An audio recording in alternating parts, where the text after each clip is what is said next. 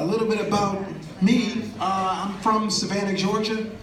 It's a little city off the coast of Georgia. Some of you may have actually heard about Savannah. We were recently in the news. I got hit by Hurricane Matthew a couple of weeks ago. And it was scary growing up in Savannah, actually. Not just because of the hurricanes, but the way they would cover the hurricanes in the media. You know, like they would talk about the eye of the hurricane.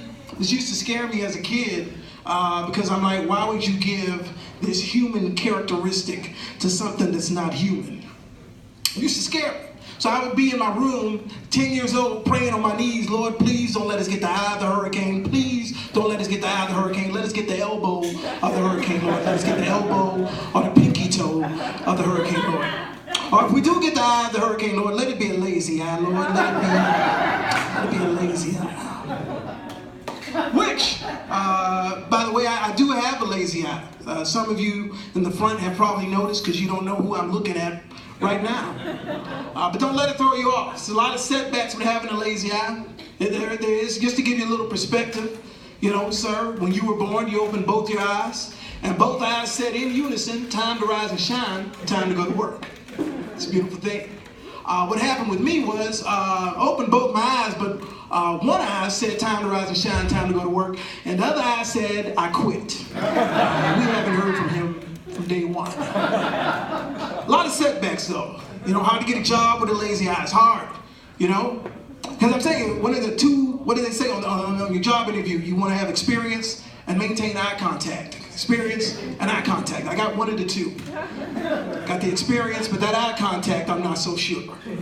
I'm not so sure. As a matter of fact, I think when I go to apply for jobs, I think it's harder. Like, I feel like the hiring manager takes one look at my lazy eyes like, you know what? If he can't get that to work, what more can we expect of him? What more can we expect of him? Hard to discipline kids with a lazy eye. I can't have a lot of kids.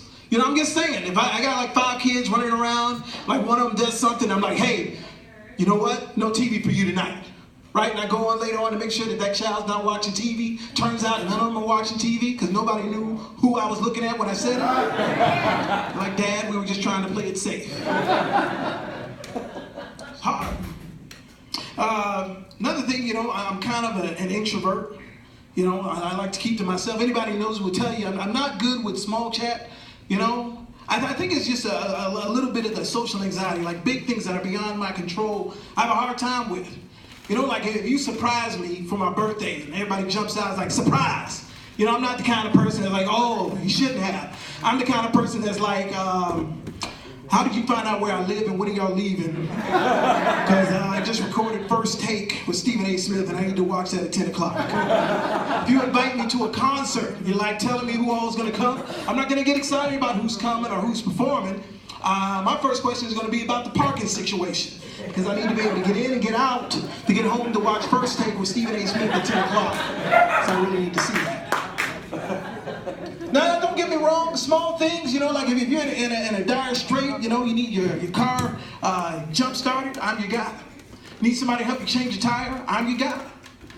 If you want to call me because your baby just grew its 3rd tooth, I'm not the person to call. Just not that person, you know? Because, you know, if you're like on the phone like, hey, Cyrus, little Marcus just grew his 3rd tooth, isn't that amazing? My first thought is, how did you get my number? Because I'm trying to watch First Take with Stephen A. Smith, which I just recorded at 10 o'clock and I really need to see it. My second thought is I'm going to hone in on the word amazing. And then I'm just liable to go off, you know? No, it's not amazing that your child grew a 3rd tooth. What's amazing is that the earth spins and tilts on its own axis and we don't even feel it. That's amazing. What's amazing is that the sun rises and the sun sets like clockwork every day. That's amazing. What's amazing is that Magic Johnson contracted the HIV virus 25 years ago, and yet if you lined the two of us up and asked yourself which one of us had the AIDS virus, the fact that you would probably pick me first. That's amazing.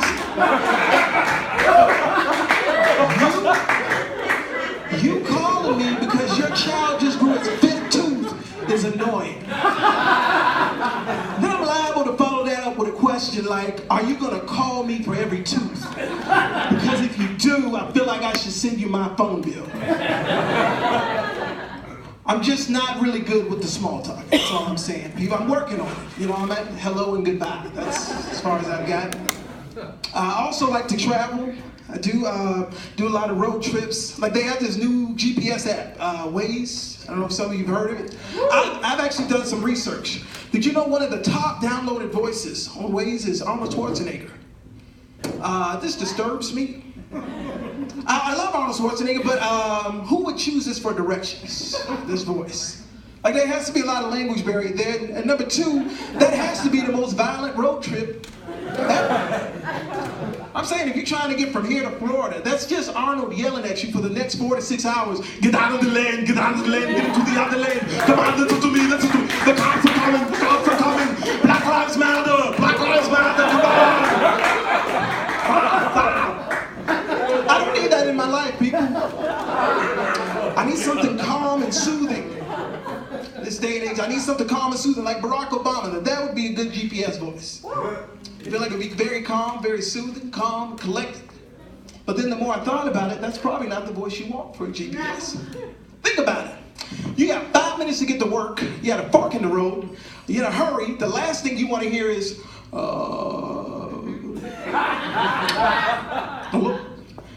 let me be clear. You could go left. Or you could go right. But what you don't want to do, what don't I want to do, Barack? You don't want to sit here. Which is what you're doing right now. Well, tell me where I should go, Barack. Well, you could take a U-turn. But it's like I tell Sasha Malia, Barack, I don't have time for a Sasha Malia story. I got to get to work. I thought Donald Trump would be a good GPS voice, but I'm a little worried that he might exaggerate the directions. Like you're just taking a slight right, and he's like, okay, you're going to take a huge, huge turn. It's going to be so huge. That I can tell you. Think about things like that. But you know, with this whole election thing, I do feel like, you know, a lot of people I feel like really emotional about it. And just to be honest, I thought about throwing my hat in the ring as well. I did, for 2020 with Kanye West. Y'all look for me, I got 2% of the vote. That's cool. But all you need is a platform, people. When you run for office, you just need a platform. And I have a platform. Y'all want to hear it? Yeah. Good, because that's all I wrote. That's all I wrote. My platform is ISIS. How to get rid of ISIS. We all want to get rid of ISIS, right? Yeah. Here's how we do it, people. We're going to start letting Liam Neeson answer the phones when we do the hostage negotiations. Right? Because he'll be like, I don't have any money. But what I do have is a certain set of skills that might prove themselves very dangerous for someone like you. What's that? Yes, I can also save you 15% by switching to Geico. That doesn't work. I said we let him have Peter Griffin from the Family Guy show just to annoy ISIS. They're like, hey, yeah, Peter Griffin here with you. It's wonder if one of you guys can reboot my computer. We are not tech support. We are ISIS. Do not call it again. You should have. Maybe we got off to the wrong stack. Maybe I should have started with an ISIS breaker. Yeah, sure. How about that doesn't work. I say we let him have Jerry Seinfeld just to annoy them with questions. They're like, hey, what's going on? What's the deal with these people? I mean, Al-Qaeda, that's a scary name. Taliban, that's a scary name. I mean, ISIS is basically the word is twice. I mean, who came up with that? Well, there are a bunch of guys sitting around going, hey, the name of our group is, and some guy was like, that's it. That's the name of our group is. I know some of you aren't convinced. So maybe we go with Chris Rock, right? Because he'd be like, everybody's talking about ISIS. Oh, ISIS gonna get me. What is that gonna do? ISIS gonna get me. Oh, Lord, what is that gonna do? Hey, is it just me? Is it just me? Does ISIS sound like Ebonics? Like ISIS gonna be good today? ISIS gonna be good. Sounds like a line from the movie The Help. ISIS good. ISIS good. ISIS good. I think it could work. And I know a lot of people feel one way or the other about the election. Like, I personally, one of the things that upsets me is I feel like, you know, Donald Trump, he's putting together his cabinet as we speak. This concerns me. I personally think he should have done it like Celebrity Apprentice. I think he should have different celebrities trying out for his cabinet position. Like, I would love to see Eddie Murphy as the Secretary of State. Because Eddie is exciting, you know, especially if he's like Donkey from Shrek. It'll be great. He'll be like, this is going to be great. It's going to be fabulous. You're going to be president, be Secretary of State.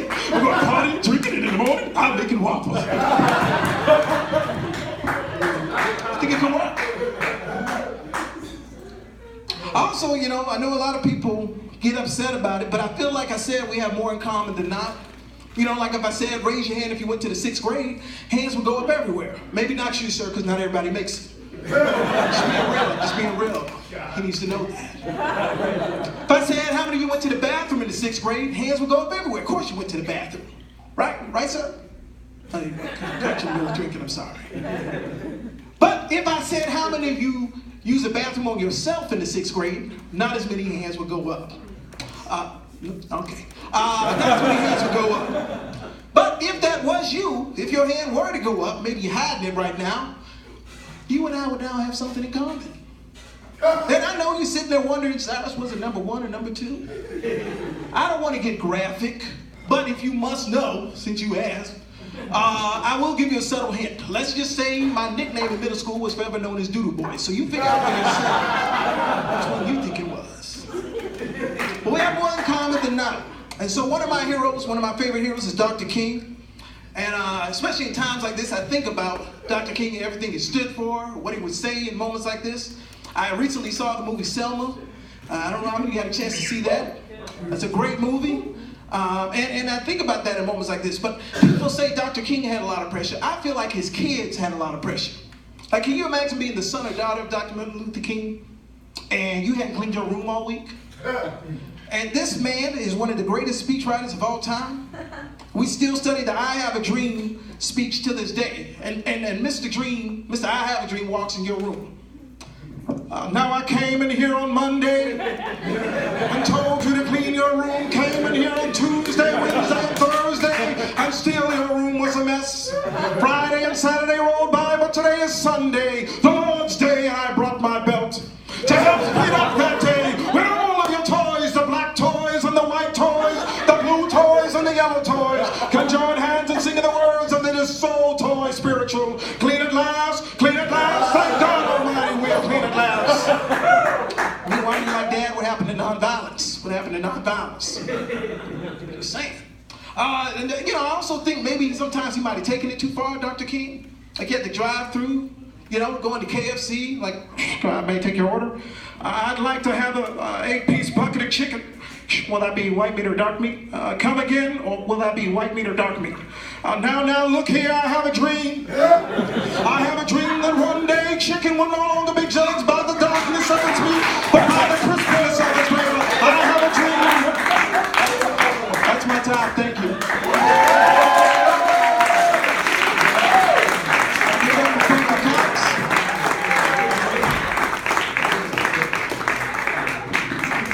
Folks, stuck it out. You came here, you kicked butt, you kicked ass, took names, and I'm so thankful that everyone came here.